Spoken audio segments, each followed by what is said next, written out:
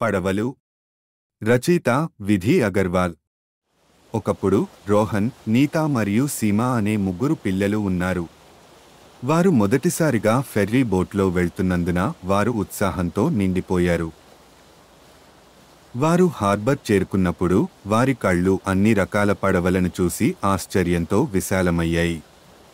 వారు వరుస పడవలను చూశారు. అక్కడ ప్రజలు వాటిని తెడ్డులతో ముందుకు తీసుకెళ్లారు.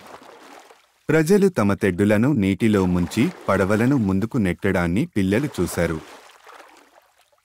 అప్పుడు గాలిని పట్టుకునే పెద్ద వంపు తిరిగిన తెరచాపలతో కూడిన తెరచాప పడవలు ఉన్నాయి.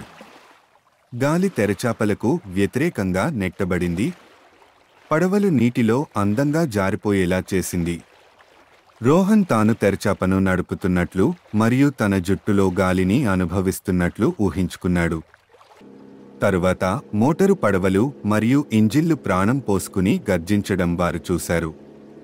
ఈ పడవలకు శక్తివంతమైన మోటార్లు ఉన్నాయి. అవి నీటిలోకి జూమ్ చేస్తాయి. నీతా మోటరు పడవను నడిపినట్లు నటించింది. థ్రోటిల్ను నొక్కినట్లు నటిస్తూ వ్రూమ్ వ్రూమ్ శబ్దాలు చేస్తూ. అకస్మాత్తుగా వారు పెద్ద సైరన్ శబ్దం విని వెనక్కి తిరిగి చూస్తే మెరుస్తున్న లైట్లతో ఒక ఫైర్ బోట్ దూసుకుపోతూ కనిపించింది. ఆ ఫైర్ బోట్లో ఒక ప్రత్యేక ఇంజిన్ మరియు నీటిపై మంటలను ఆర్పడానికి నీటిని చల్లే పెద్ద వాటర్ ఫిరంగి ఉన్నాయి. సీమా విమానంలో ఉన్న అగ్నిమాపక సిబ్బంది ధైర్యాన్ని మెచ్చుకుంది. కానీ వారు ప్రయాణించబోయే ఫెర్రీ బోట్ను చూసినప్పుడు అత్యంత ఉత్తేజకరమైన క్షణం వచ్చింది.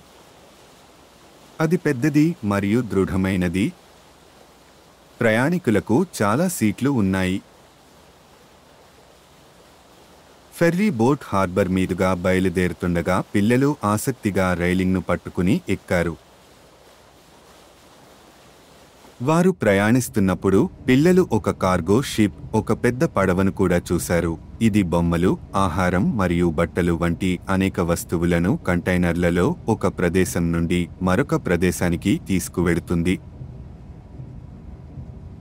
వారు చాలా పెద్ద క్రూజ్ షిప్ను కూడా చూశారు. క్రూజ్ షిప్ అనేది సముద్రంలో ప్రయాణించే పెద్ద తేలియాడే హోటల్ లాంటిది.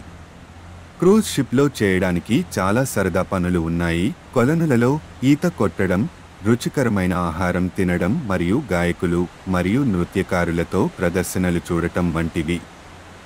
పిల్లలు నీటిలో తమ సొంత సాహసయాత్రలో ఉన్నారని తెలిసి ఆనందం మరియు ఉత్సాహంతో నిండిపోయారు.